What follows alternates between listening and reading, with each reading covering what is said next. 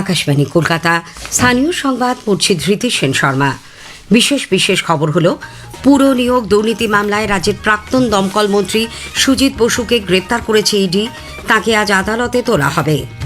পশ্চিমবঙ্গে মুখ্যমন্ত্রী শুভেন্দু অধিকারীর নেতৃত্বে নবগঠিত বিজেপি সরকার সীমান্তে কাঁটাতারের বেড়া দেওয়ার জন্য ৪৫ দিনের মধ্যে বিএসএফকে জমি হস্তান্তর সহ একগুচ্ছ সিদ্ধান্ত নিয়েছে। রাজ্যে পঞ্চায়েত ও গ্রামোন্নয়ন দপ্তরে শীঘ্রই নতুন নিয়োগ হবে বলে নবনিযুক্ত মন্ত্রী দিলীপ ঘোষ জানিয়েছেন। রাজ্য সরকার অবসরের বয়সসীমা পেরিয়ে যাওয়ার পরেও বিভিন্ন সরকারি দপ্তরে এখনও যারা কর্মরত, অবিলম্বে তাদের মেয়াদ শেষ করার নির্দেশ দিয়েছে। গ্রামীণ এলাকায় প্রতিটি বাড়িতে নলবাহিত পরিশ্রুত পানীয় জল পৌঁছে দিতে কেন্দ্র জল জীবন মিশন প্রকল্পে রাজ্যকে ২,৭০০ কোটি টাকা দেওয়ার সম্মতি দিয়েছে।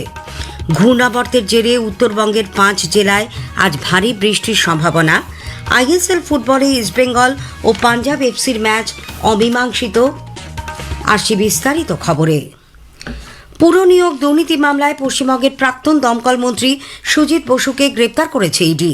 ইডির দপ্তরে গতকাল ১০.৫ ঘণ্টারও বেশি জিজ্ঞাসাবাদের পর বয়ানে অসঙ্গতি, প্রশ্নের উত্তর এড়ানো সহ একাধিক অভিযোগে রাত ৯টা নাগাদ তাকে গ্রেপ্তার করা হয়। গ্রেপ্তারের পর রাতেই সুজিত বসুর শারীরিক পরীক্ষা করা হয়। তাকে আজ আদালতে পেশ করবে ইডি।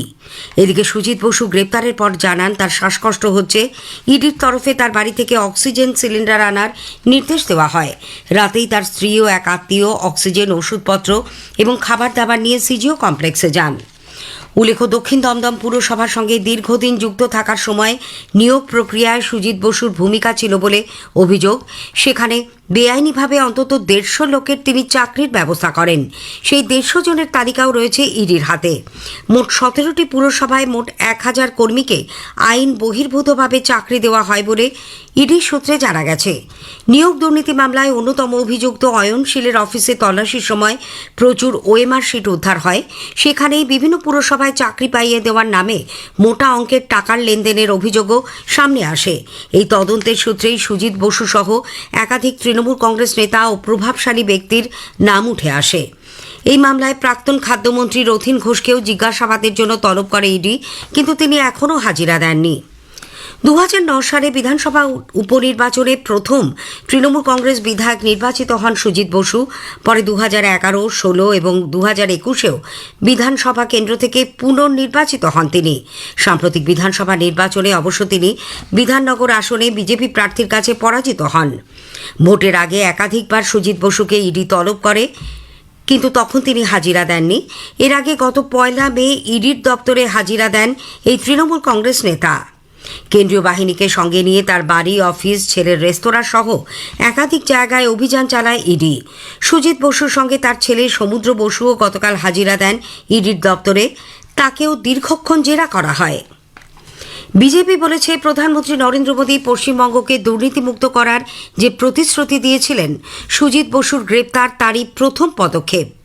প্রদেশ কংগ্রেস মুখপাত্র সৌম্য আইচ রায় বলেছেন, এই তদন্তের কিনারা হয় কিনা গোটা রাজ্যের মানুষ সেই দিকে তাকিয়ে আছেন। দোষীদের কঠোর শাস্তির দাবি জানানোর পাশাপাশি দুর্নীতির পিছনে আসল মাথাকে তা খুঁজে বের করতে হবে বলেও তিনি মন্তব্য করেন। এদিকে সিপিআইএম বলেছে, সুজিত বসুর আরও আগেই গ্রেপ্তার হওয়া দরকার ছিল। দলের উত্তর ২৪ পরগনার জেলা সম্পাদক পলাশ দাস সাংবাদিকদের বলেছেন, তৃণমূল কংগ্রেসের এই নেতা শুধু নিয়োগ সংক্রান্ত নয়, আরও অনেক রকম দুর্নীতির সঙ্গেই যুক্ত ছিলেন। পশ্চিমবঙ্গে মুখ্যমন্ত্রী শুভেন্দু অধিকারীর নেতৃত্বে নবগঠিত বিজেপি সরকার একগুচ্ছ সিদ্ধান্ত নিয়েছে। নবান্নে গতকাল মন্ত্রিসভার বৈঠকের পর এক সাংবাদিক বৈঠকে মুখ্যমন্ত্রী বলেন, সীমান্তে কাঁটাতারের বেড়া দেওয়ার জন্য ৪৫ দিনের মধ্যে বিএসএফকে প্রয়োজনীয় জমি হস্তান্তর করা হবে। এ ব্যাপারে দায়িত্ব দেওয়া হয়েছে ভূমি ও ভূমি সংস্কার দপ্তরের প্রধান সচিব ও মুখ্য সচিবকে। অনুপ্রবেশকারীদের সুযোগ করে দিতেই তৃণমূল কংগ্রেস সরকার এতদিন জমি দেয়নি বলে অভিযোগ করেন মুখ্যমন্ত্রী। উল্লেখ্য, দক্ষিণবঙ্গে ভারত বাংলাদেশ সীমান্তবর্তী অরক্ষিত ৫৬৯ কিলোমিটার অংশের মধ্যে ৪৫৬ কিলোমিটার অংশে কাঁটাতারের বেড়া দেওয়ার সিদ্ধান্ত নেয় স্বরাষ্ট্র মন্ত্রক। এজন্য প্রথম পর্যায়ে ১৮১ কিলোমিটার অংশে কাঁটাতারের বেড়া দেওয়ার জন্য কেন্দ্র তৎকালীন রাজ্য সরকারকে প্রয়োজনীয় টাকাও পাঠিয়ে দেয়, কিন্তু রাজ্য সরকার সেই জমি হস্তান্তর করেনি। মুখ্যমন্ত্রী আরও জানান, আয়ুষ্মান ভারত প্রকল্পে পশ্চিমবঙ্গকে গতকাল যুক্ত করা হয়। এ রাজ্যে চালু থাকা কোনো সামাজিক সুরক্ষা প্রকল্পই বন্ধ হবে না বলে তিনি আশ্বাস দিয়েছেন। কোন চালু থাকা সামাজিক প্রকল্প বন্ধ হচ্ছে না। সে 30 বছর আগের হতে পারে, 10 বছর আগের হতে পারে।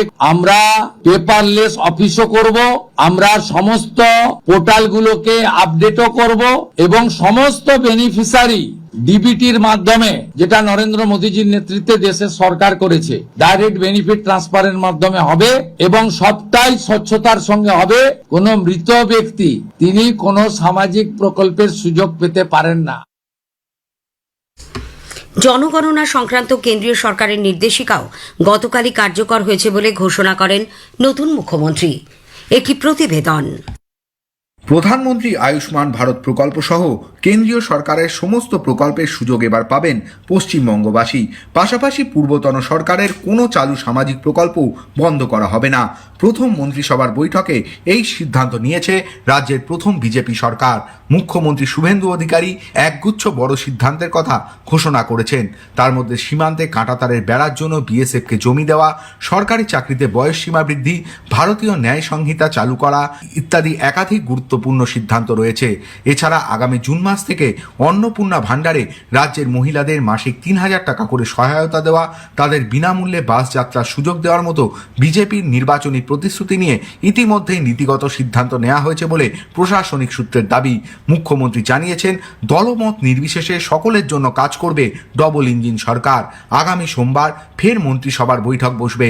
সেই বৈঠকে আরজিকর কাণ্ড, নারী নির্যাতন, প্রাতিষ্ঠানিক দুর্নীতি, রাজ্য সরকারি কর্মীদের বেতন কমিশন, মহার্ঘ ভাতা এবং বকেয়া নিয়েও আলোচনা হবে বলে ইঙ্গিত দিয়েছেন মুখ্যমন্ত্রী। অভিরূপ ভট্টাচার্য, আকাশবাণী সংবাদ, কলকাতা। স্থানীয় সংবাদ শুনছেন আকাশবাণী কলকাতা কেন্দ্র থেকে। আমাদের সংবাদ শোনা যাবে ইউটিউব চ্যানেল আকাশবাণী সংবাদ বাংলা, ফেসবুক ও ইনস্টাগ্রাম আকাশবাণী সংবাদ কলকাতা এবং এক্স হ্যান্ডেল এআইআর নিউজ কলকাতাতে। রাজ্যে পঞ্চায়েত ও গ্রামোন্নয়ন দপ্তরে শীঘ্রই নতুন নিয়োগ হবে বলে দপ্তরের মন্ত্রী দিলীপ ঘোষ জানিয়েছেন। গতকাল মন্ত্রিসভার বৈঠকের পর তিনি পঞ্চায়েত ও গ্রামোন্নয়ন দপ্তর পরিদর্শনে যান। সাংবাদিকদের বলেন, পঞ্চায়েত ও গ্রামোন্নয়ন রাজ্য সরকারের সবচেয়ে বড় গুরুত্বপূর্ণ দপ্তর। তবে সেখানে দীর্ঘদিন নিয়োগ না হওয়ার ফলে কর্মীর অভাব রয়েছে এবং সঠিকভাবে কাজ হয়নি। নিয়োগের জন্য প্রায় 6,500 প্রার্থী উত্তীর্ণ হয়েছেন। শীঘ্রই এই নিয়োগ হবে বলে দিলীপবাবু জানিয়েছেন। সমস্যা, অনেকদিন রিক্রুটমেন্ট হয়নি, এমপ্লয়ি নেই। এমন পঞ্চায়েতে যেখানে কোনো অফিসার নেই, কাজ করবে, প্ল্যানিং করার লোক নেই, রেজিস্ট্রেশনের লোক নাই, তারপরে তো ফান্ডের প্রবলেম আছে। তো এটা অলরেডি কথা হয়েছে, আমাদের সিএম বলেছেন, মাননীয় কৃষিমন্ত্রী এসেছিলেন, তার কাছেও কথা হয়েছে। ফান্ড ধীরে ধীরে তারা, যেমন আবাস যোজনার ফান্ড আসবে, জিরামজির ফান্ড আসবে, কথা হয়ে গেছে, আসতে থাকবে। তো সেই অনুযায়ী তার সঙ্গে রিক্রুটমেন্টও করতে হবে। ম্যান পাওয়ার নাহলে খরচা করবে কি? এদিকে পুর নগর উন্নয়ন মন্ত্রী অগ্নিমিত্রা পাল গত সন্ধ্যায় urban development and municipal affairs ভবনে গিয়ে তাঁর দপ্তর পরিদর্শন করেন। আগে জানানো হয়েছে, 5 মন্ত্রীর গতকাল দপ্তর বন্টন করা হয়েছে। দিলীপ ঘোষ পঞ্চায়েত ও গ্রামোন্নয়ন, প্রাণী সম্পদ উন্নয়ন এবং কৃষি বিপণন দপ্তরের দায়িত্ব পেয়েছেন। ক্ষুদিরাম টুডু আদিবাসী উন্নয়নের পাশাপাশি অনগ্রসর শ্রেণী কল্যাণ ও সংখ্যালঘু বিষয়ক এবং মাদ্রাসা শিক্ষা দপ্তরের দায়িত্ব সামলাবেন। অশোক কীর্তনিয়া পেয়েছেন খাদ্য সরবরাহ ও সমবায় দপ্তরের দায়িত্ব। অগ্নিমিত্রা পালকে নারী কল্যাণ ও পুর বিষয়ক দপ্তরের দায়িত্ব দেওয়া হয়েছে। নিশীথ প্রামাণিককে উত্তরবঙ্গ উন্নয়নের পাশাপাশি ক্রীড়া ও যুব কল্যাণ মন্ত্রকের দায়িত্ব দেওয়া হয়েছে। রাজ্য সরকার অবসরের বয়সসীমা পেরিয়ে যাওয়ার পরেও পুনর্নিয়োগ বা মেয়াদ বৃদ্ধির মাধ্যমে বিভিন্ন সরকারি দপ্তরে এখনও যারা কর্মরত, অবিলম্বে তাদের মেয়াদ শেষ করার নির্দেশ দিয়েছেন। স্বরাষ্ট্র দপ্তরের জারি করা নির্দেশিকায় রাজ্যের সমস্ত দপ্তরের অতিরিক্ত মুখ্য সচিব, প্রধান সচিব এবং সচিবদের এ বিষয়ে প্রয়োজনীয় ব্যবস্থা নিতে বলা হয়েছে। 60 বছর বয়সের পর যারা পুনর্নিয়োগ বা বর্ধিত মেয়াদে কাজ করছেন, তাদের সকলের ক্ষেত্রেই এই নিয়ম প্রযোজ্য হবে। গ্রামীণ এলাকায় প্রতিটি বাড়িতে নলবাহিত পরিশ্রুত পানীয় জল পৌঁছে দিতে কেন্দ্র জল জীবন মিশন প্রকল্পে রাজ্যকে 2,700 কোটি টাকা দেওয়ার সম্মতি দিয়েছে। মন্ত্রকের সচিব ও আধিকারিকরা রাজ্যের জনস্বাস্থ্য কারিগরি দপ্তরের আধিকারিকদের সঙ্গে এক বৈঠক করেন। সেখানেই এই সিদ্ধান্ত হয়।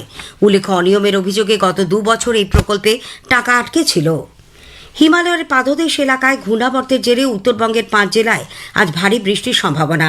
তবে দক্ষিণবঙ্গে বৃষ্টির পরিমাণ অনেকটাই কমেছে। পুরুলিয়া, বীরভূম, পশ্চিম বর্ধমান ও মুর্শিদাবাদ জেলায় আজ ঝোড়ো হাওয়া ও বজ্র বিদ্যুৎ সহ হালকা থেকে মাঝারি বৃষ্টির পূর্বাভাস দিয়েছে আলিপুর আবহাওয়া দপ্তর। আইএসএল ফুটবলে গতকাল ইস্টবেঙ্গল ও পাঞ্জাব এফসির ম্যাচটি অমীমাংসিতভাবে শেষ হয়েছে। যুব ভারতী ক্রীড়াঙ্গনে কোনো দলই গোল করতে পারেনি। মোহনবাগান সুপার জায়ান্ট আজ আইএসএলে ইন্টার কাশীর মুখোমুখি হবে। স্থানীয় সংবাদ শেষ হল। আকাশবাণী খবর পড়ছি প্রবীর ভট্টাচার্য। বিশেষ খবর হলো, অসমের মুখ্যমন্ত্রী হিসাবে আজ শপথ গ্রহণ করবেন বিজেপি নেতা ডক্টর হেমন্ত বিশ্ব শর্মা। তাঁর সঙ্গে শপথ নেবেন জোট সঙ্গী আরও 4 জন মন্ত্রী। প্রধানমন্ত্রী, কেন্দ্রীয় স্বরাষ্ট্রমন্ত্রী, প্রতিরক্ষা মন্ত্রী সহ কেন্দ্রীয় মন্ত্রিসভার একাধিক সদস্য, এনডিও শাসিত বিভিন্ন রাজ্যের মুখ্যমন্ত্রীরা আজকের অনুষ্ঠানে উপস্থিত থাকবেন বলে জানা গেছে। পুর নিয়োগ দুর্নীতি মামলায় পশ্চিমবঙ্গের প্রাক্তন দমকল মন্ত্রী সুজিত বসুকে গ্রেপ্তার করা হয়েছে। সরকার আবারও জানিয়েছে দেশে পেট্রোল ও ডিজেলের পর্যাপ্ত মজুদ রয়েছে। এলপিজি ডিস্ট্রিবিউটরশিপের সিলিন্ডারে মজুদ ফুরিয়ে যাওয়ার কোনো খবর নেই। প্রধানমন্ত্রী নরেন্দ্র মোদী আগামী শুক্রবার 15ই মে 5 দেশ সফরে রওনা দেবেন। আইপিএল ক্রিকেটে গতকাল দিল্লি ক্যাপিটালস পাঞ্জাব কিংসকে হারিয়ে দিয়েছে। আজ আহমেদাবাদের নরেন্দ্র মোদী স্টেডিয়ামে গুজরাট টাইটান্স সানরাইজার্স হায়দ্রাবাদের বিরুদ্ধে খেলবে। আসছে বিস্তারিত খবরে। আজ অসমের মুখ্যমন্ত্রী হিসেবে শপথ গ্রহণ করবেন বিজেপি নেতা ডক্টর হেমন্ত বিশ্ব শর্মা। তাঁর সঙ্গে শপথ নেবেন আরও 4 জন মন্ত্রী। এদের মধ্যে 2 জন বিজেপির, বাকি 2 জন জোটসঙ্গী দল অসম গণ পরিষদ ও বোডোল্যান্ড পিপলস ফ্রন্ট থেকে নির্বাচিত। এটি হবে আসামে এনডিএ তৃতীয় সরকারের নেতৃত্বে মুখ্যমন্ত্রী হিসেবে টানা দ্বিতীয় মেয়াদে দায়িত্ব পালন করবেন ডক্টর হেমন্ত বিশ্ব শর্মা। রাজ্যের ইতিহাসে কংগ্রেস বহির্ভূত মুখ্যমন্ত্রী হিসাবে এমন কৃতিত্ব অর্জনকারী তিনি একমাত্র ব্যক্তি। সামাজিক মাধ্যমের এক পোস্টে ডক্টর হেমন্ত বিশ্ব শর্মা জানিয়েছেন যে প্রবীণ বিজেপি নেতা রঞ্জিত কুমার দাস রাজ্য বিধানসভার অধ্যক্ষ পদের জন্য এনডিএর প্রার্থী হবেন। আজ শপথ গ্রহণ করবেন রামেশ্বর তেলি, অতুল বোরা, চরণ বোরা এবং অজন্তা নেওগাঁও। অতুল বোরা হলেন অসম গণপরিষদ অগপর সভাপতি এবং চরণ বোরো বোডোল্যান্ড পিপলস ফ্রন্টের বিধায়ক। তারা উভয়ই পূর্ববর্তী এনডিএ সরকারের মন্ত্রী ছিলেন। অজন্তা নেওগাঁও পূর্ববর্তী সরকারের মন্ত্রী ছিলেন। অন্যদিকে রামেশ্বর তেলি প্রাক্তন কেন্দ্রীয় প্রতিমন্ত্রী। 2026 সালে বিধানসভা নির্বাচনের মাধ্যমে রাজ্যের রাজনীতিতে ফিরে এসেছেন। এর আগে গতকাল দিনের শুরুতে শপথ গ্রহণ অনুষ্ঠানের প্রস্তুতি পর্যালোচনা করার সময় ডক্টর শর্মা জানিয়েছিলেন যে প্রধানমন্ত্রী নরেন্দ্র মোদী ছাড়াও প্রতিরক্ষামন্ত্রী, কেন্দ্রীয় স্বরাষ্ট্রমন্ত্রী, অর্থমন্ত্রী এবং এনডিএ শাসিত রাজ্যগুলির মুখ্যমন্ত্রী, উপমুখ্যমন্ত্রীরা আজকের অনুষ্ঠানে উপস্থিত থাকবেন। এনডি জোটের বাইরের নেতাদের মধ্যে মিজোরামের মুখ্যমন্ত্রীও এই শপথ গ্রহণ অনুষ্ঠানে যোগ দেবেন। খানাপাড়া ভেটেরিনারি কলেজের মাঠে এই শপথ গ্রহণ অনুষ্ঠানটি অনুষ্ঠিত হবে। সেখানে হাজার হাজার মানুষের বসার ব্যবস্থা রেখে ব্যাপক আয়োজন করা হয়েছে। উল্লেখ্য, 126 সদস্য বিশিষ্ট অসম বিধানসভায় বিজেপি একাই 82টি আসনে জয়লাভ করেছে। জোটসঙ্গী দল অসম গণ পরিষদ ও বোডোল্যান্ড পিপলস ফ্রন্ট প্রত্যেকে 10টি করে আসনে জয়ী হয়েছে। তামিলনাড়ুতে রাজনৈতিক পরিস্থিতি এক নতুন মোড় নিয়েছে। 30 জন এআইএডিএমকে বিধায়কের একটি দল পি ভেনুমণিকে তাদের পরিষদীয় দলনেতা এবং সি বিজয় ভাস্করকে সচেতক হিসেবে বেছে নিয়েছে। অধ্যক্ষ প্রতিম কারুক পাইয়ারের সঙ্গে দেখা করে তারা গতকাল তাদের স্বাক্ষর সম্বলিত একটি চিঠি তুলে দেন। অন্যদিকে 17 জন বিধায়কের আরেকটি দল এরাপ্পারি পালানিস্বামীকে পরিষদীয় দলনেতা হিসেবে নির্বাচিত করেছেন।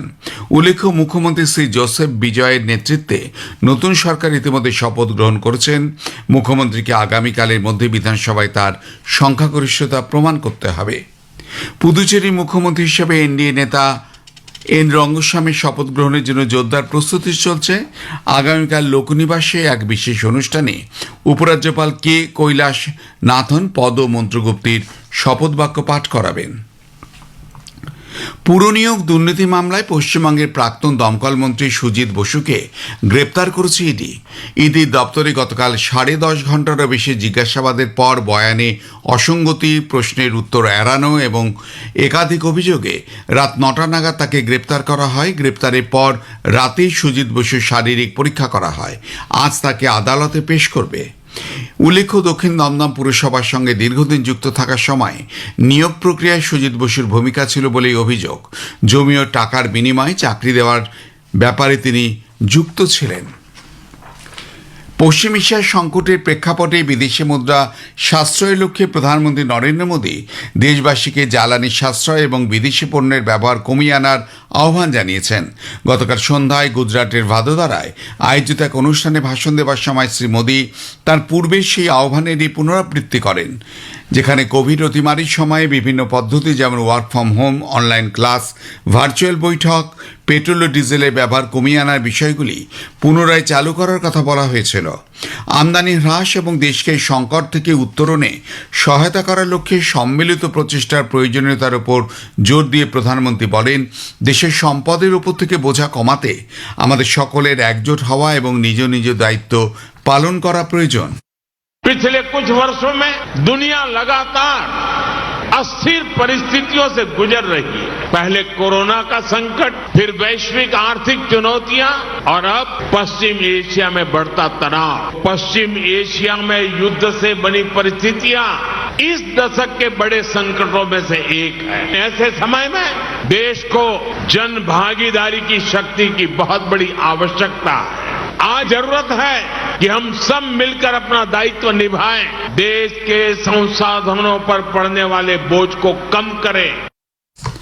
সরকার জানিয়েছে যে দেশে পেট্রোল ও ডিজেলের পর্যাপ্ত মজুদ রয়েছে এবং ঘরোয়া রান্নার প্রয়োজনে এলপিজি সরবরাহ নিরবচ্ছিন্নভাবে বজায় রাখা হচ্ছে। গতকাল নতুন দিল্লিতে পশ্চিম এশিয়ার সাম্প্রতিক ঘটনাবলীর বিষয়ে আন্তর্মন্ত্রক বৈঠকে বক্তব্য রাখার সময় পেট্রোলিয়াম ও প্রাকৃতিক গ্যাস মন্ত্রকের যুগ্ম সচিব সুজাতা শর্মা জানান যে কোনো এলপিজি ডিস্ট্রিবিউটরশিপে সিলিন্ডারে মজুদ ফুরিয়ে যাওয়ার কোনো খবর পাওয়া যায়নি। গত 3 দিনে রান্নার কাজে ব্যবহৃত 1,26 লক্ষেরও বেশি সিলিন্ডার বুকিংয়ের মাধ্যমে গ্রাহকদের কাছে পৌঁছে দেওয়া হয়েছে। দেশের তেল শোধনাগারগুলিতে পেট্রোল ও ডিজেলের পর্যাপ্ত মজুদও বজায় রাখা হচ্ছে বলে তিনি জানান। তবে তিনি প্রধানমন্ত্রী নরেন্দ্র মোদীর পেট্রোল ও ডিজেলের ব্যবহার কমানোর আহ্বানটি পুনর্ব্যক্ত করেন এবং গণপরিবহন ও কার পুলিং ব্যবহারের পক্ষেও মত দেন। माननीय प्रधानमंत्री जी ने देश के सभी लोगों से आग्रह किया है कि पेट्रोल और डीजल की खपत कम करें, जहां भी संभव हो मेट्रो और सार्वजनिक परिवहन का उपयोग करें, कार पूलिंग का विकल्प चुनें, railway as a mode of transportation for goods को प्रेफर करें और जहां भी संभव हो इलेक्ट्रिक वाहनों का उपयोग बढ़ाएं।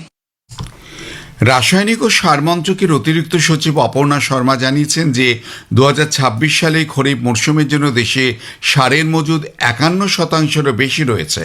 তিনি বলেন যে সংকটকালীন এই সময়ের পর থেকে সারের অভ্যন্তরীণ উৎপাদন ও আমদানির হার দাঁড়িয়েছে 76.78%। বৈঠকে বক্তব্য রাখার সময় বন্দর, জাহাজ চলাচল ও জলপথ মন্ত্রকের অধিকর্তা অপীশ কুমার শর্মা জানান যে পশ্চিম এশিয়ায় অবস্থানরত ভারতীয় নাবিকেরা নিরাপদে রয়েছেন। গত 24 ঘন্টার মধ্যে ভারতীয় পতাকাবাহী বাণিজ্যিক জাহাজ কিংবা বিদেশি পতাকাবাহী বাণিজ্যিক জাহাজে কর্মরত ভারতীয় নাবিকদের নিয়ে কোনো অপ্রীতিকর ঘটনার খবর পাওয়া যায়নি। সাংবাদিকদের সঙ্গে কথা বলার সময় বিদেশ দপ্তরের মুখপাত্র রণধীর জয়সওয়াল জানান যে এই অঞ্চলে ভারতীয় জাহাজগুলির নিরাপদ চলাচল নিশ্চিত করতে ভারত ইরানি কর্তৃপক্ষের সঙ্গে যোগাযোগ বজায় রেখেছে। 11টি ভারতীয় জাহাজ ইতিমধ্যেই নিরাপদে ফিরে এসেছে। অন্যদিকে ভারতের পতাকাবাহী বহনকারী আরও 13টি জাহাজ ওই এলাকায় অবস্থান করছে। খবর শুনছেন আকাশবাণী থেকে। প্রধানমন্ত্রী নরেন্দ্র মোদী আগামী শুক্রবার 15 মে 5 দেশ সফরে রওনা দেবেন। সংযুক্ত আরব আমিরশাহী, নেদারল্যান্ড, সুইডেন, নরওয়ে ও ইতালিতে তার এই সফর হবে 6 দিনের। সফরের প্রথম পর্যায়ে শ্রী মোদী শুক্রবার সংযুক্ত আরব আমিরশাহীতে পৌঁছে সেখানকার রাষ্ট্রপতি শেখ মোহাম্মদ বিন জায়েদ আল নাহিয়ানের সঙ্গে সাক্ষাৎ করবেন। উভয় নেতা দ্বিপাক্ষিক বিভিন্ন বিষয়ে, বিশেষ করে শক্তি ক্ষেত্রে সহযোগিতা এবং পারস্পরিক স্বার্থ সংশ্লিষ্ট আঞ্চলিক ও আন্তর্জাতিক নানা বিষয়ে মত বিনিময় করবেন।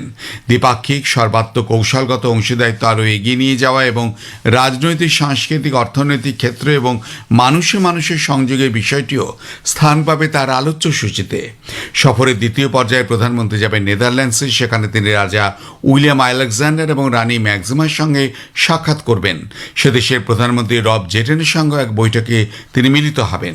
সফরের তৃতীয় পর্যায়ে শ্রী মোদী রবিবার সুইডেনের কোটেনবার্গে যাবেন।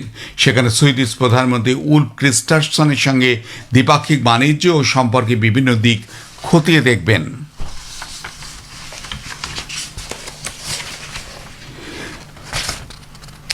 ধর্মশালায় গতকাল আইপিএল ম্যাচে দিল্লি ক্যাপিটালস পাঞ্জাব কিংসকে হারিয়ে দিয়েছে। দিল্লি টসে জিতে পাঞ্জাবকে প্রথমে ব্যাট করতে পাঠায়। নির্ধারিত 20 ওভারে পাঞ্জাব 5 উইকেটে 210 রান করে। আহমেদাবাদের নরেন্দ্র মোদী স্টেডিয়ামে আজ আইপিএল ম্যাচে গুজরাট টাইটান্স সানরাইজার্স হায়দ্রাবাদের বিরুদ্ধে খেলবে। খবর শেষ হলো।